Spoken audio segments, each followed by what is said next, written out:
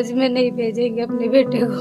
तो बोले थे मैं सितंबर में फर्स्ट वीक में आ जाऊंगा।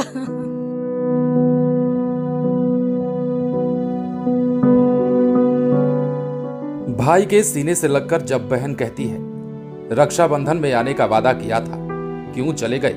पैर के पास बैठकर पिता कहते हैं तू ही तो जीने का सहारा था। और जब माँ अपने आंचल से आंख बंद पड़े लाल से कहती है कोई तो इसे उठा दो। सच में तब हर आंख में पानी था, हर युवा, बुजुर्ग और महिलाएं रो रही थी।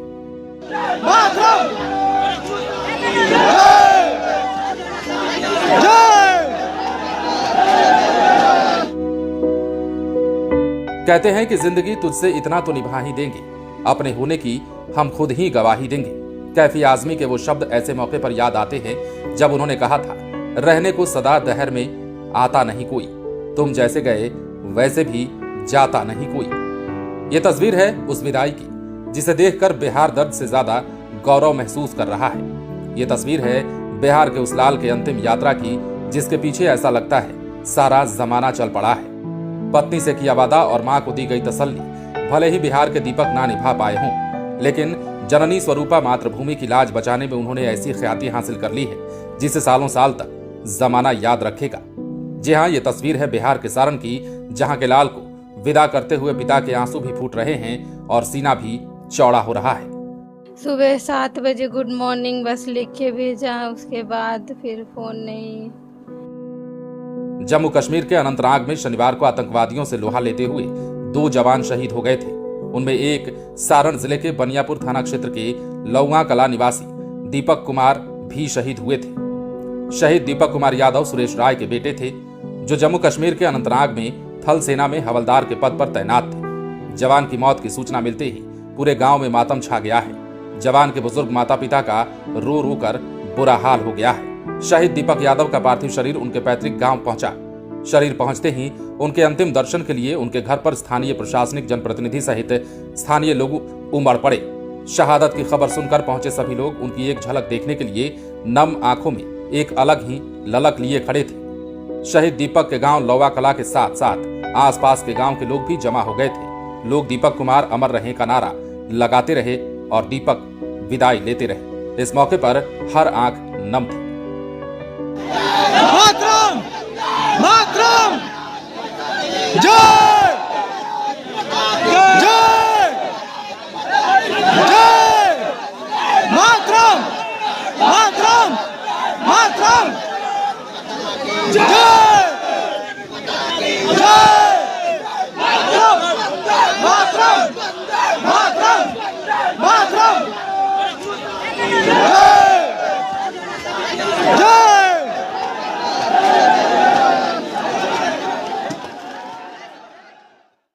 वो बोले थे मैं सितंबर में फर्स्ट वीक में आ जाऊंगा।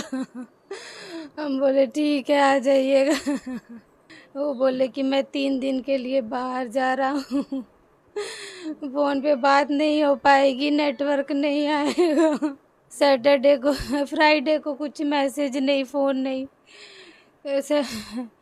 सैटरडे को उन्होंने सुबह 7 बजे गुड मॉर्निंग बस लिख के भेजा, उसके बाद फिर फ़ोन नहीं। शाम को मेरी सीओ मैडम आई, सारी ऑफिसर जेसीओ अगल बगल सब आए, बोले कि उनको चोट लग गई है, गोली लग गई है, हॉस्पिटल में एडमिट है। किसी ने नहीं बताया ये सब हुआ। यहाँ आने पे पता चला कि वो शहीद हो गए। वो बोलते थे, सब मेरे को बताते थे ऐसे उधर लड़ाई होती है, ये होता है। हम इतने बंदे ग्रुप में जाते, सीनियर थे, मैं आगे रहता हूँ, मैं सीनियर हूँ, मुझे आगे रहना पड़ेगा। मई में 20 दिन की छुट्टी काट के गए थे, फिर बोले कि तुरंत छुट्टी नहीं मिलेगी।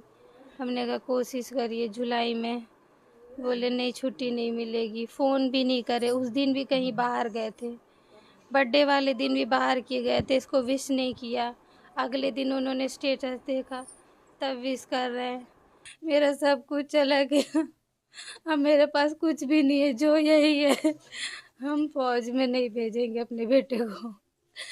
इसको अच्छा पढ़ाएंगे लिखाएंगे, इसको डॉक्टर इंजीनियर बनाएंगे, फौज में नहीं भेजेंगे। हम लोग की व्यक्तिगत क्षति है, हमारे गांव की, हमारे परिवार की क्षति है। उस हिसाब से ये घोर शोक का विषय है। लेकिन गर्व का विषय ये है कि हमारे लाल ने जो है वो, हमारे लौंगा के लाल ने बॉर्डर पर आतंकवादियों से मुठभेड़ करते हुए और लड़ते हुए अपने प्राणों गंवाए। इसके पहले उन्होंने कई सक्सेसफुल ऑपरेशन किए थे। आपको पता होगा कि कितनी बार, मतलब ये स्टार थे हमारे उस पैरा वन के जो है सबसे बड़े लड़ाकू माने जाते थे, सबसे बड़े बहादुर माने जाते थे। तो आज एक बहादुर की शहादत पर एक तरफ तो आंख नम है, लेकिन दूसरी तरफ हृदय में जो है सो बड़ा उमंग भी है और एक तरह से कहे तो गर्व है कि हमारे लाल ने जो है हमारे मिट्टी का नाम रोशन किया है। किसी की आवश्यकता नहीं है, ये मेरा अपना घर है और मैं यहाँ का जनप्रतिनिधि हूँ। तो इससे बढ़कर और क्या होगा, इसके लिए विधायक जी हमारे आए ही थे। तो ऐसे ये ऐसा कोई मौसम नहीं है कि मजमा लगाया जाए, मजमा लगाने का मौसम नहीं है। यहाँ संतप्त परिवार को, शोक संतप्त परिवार को किस तरह से ढाढ़स बंधाया जाए, किस तरह से उनको सहयोग पहुँचाया जाए। जैसे उदाहरण स्वरूप बताऊँ, सुबह हमारे शहीद के चाचा सुरेंद्र भाई हमारे आवास पर आए थे, मैं सो ही रहा था। उप मुख्यमंत्री से मेरी बात हुई, उन्होंने आश्वासन दिया कि सीएम से बात करके, मुख्यमंत्री से बात करके बताते हैं। फिर 10 मिनट के अंदर उनका फ़ोन आया। दरअसल शनिवार को अनंतनाग की कुकरनाग के जंगलों में आतंकवादियों के घुसने की सूचना मिली थी। सूचना के बाद सेना के जवान और आरपीएफ के जवानों ने संयुक्त रूप से पकड़ने के लिए ऑपरेशन चलाया था। इनमें बनियापुर का दीपक नामक जवान भी शामिल था। अंधेरे जंगल और पहाड़ियों में आतंकवादी छुप गए थे और इसी दौरान अंधेरे का फायदा उठाकर आतंकवादियों ने ताबड़तोड़ फायरिंग शुरू कर दी। इस हमले में जवान को सीने में गोली लगी थी। जख्मी होने के बाद भी जवान देर रात तक आतंकवादियों से लड़ता रहा। अंततः घटनास्थल पर ही जवान ने दम तोड़ दिया। उसके बाद ऑपरेशन में शामिल अन्य साथियों को जवान के शहीद होने की जानकारी मिली। शहीद दीपक का पार्थिव शरीर पटना पहुंचा और पटना एयरपोर्ट पर आने के बाद पटना रेंज की आईजी गरिमा मलिक, जिलाधिकारी चंद्रशेखर, एसएसपी राजीव मिश्रा और आर्मी के कई वरीय अधिकारियों की मौजूदगी में इन्हें सलामी दी गई। देश की रक्षा के लिए अपने प्राणों की आहुति देने वाले सारण जिले के लौगा कला गांव की मिट्टी के लाल दीपक के शहीद होने की खबर सुनकर ग्रामीण जितने हृदय से स्तब्ध थे, उतने ही गौरव भी महसूस कर रहे थे। शहीद दीपक जम्मू कश्मीर के अनंतनाग में आर्मी के पैरा स्पेशल फोर्स में हवलदार के पद पर तैनात थे। उन्हें देश सेवा के लिए बलिदान जिलेवासियों के लिए सदैव एक गौरवशाली क्षण के रूप में याद किया जाएगा, क्योंकि ये त्याग देश के गौरवशाली इतिहास के स्वर्णिम अक्षरों में लिखा जाएगा। परिजनों ने बताया कि जवान अपनी पत्नी अनिता देवी और 8 साल के बेटे अमित को अपने साथ ही रखता था। जैसे ही घर पहुंचा और स्थानीय लोगों के बीच में पहुंचा, लोग उन्हें एक झलक देखने के लिए इतने ललायत दिखे कि पूछिए मत। धन्य है वो माँ, धन्य है वो धरती, जहां पर दीपक यादव जैसे जवान पैदा लेते हैं और अपनी मातृभूमि के लिए मर मिटने को तैयार रहते हैं और अंतोगत्वा तिरंगे में लिपट कर घर आते हैं। बने रहें लाइव सिटीज के साथ।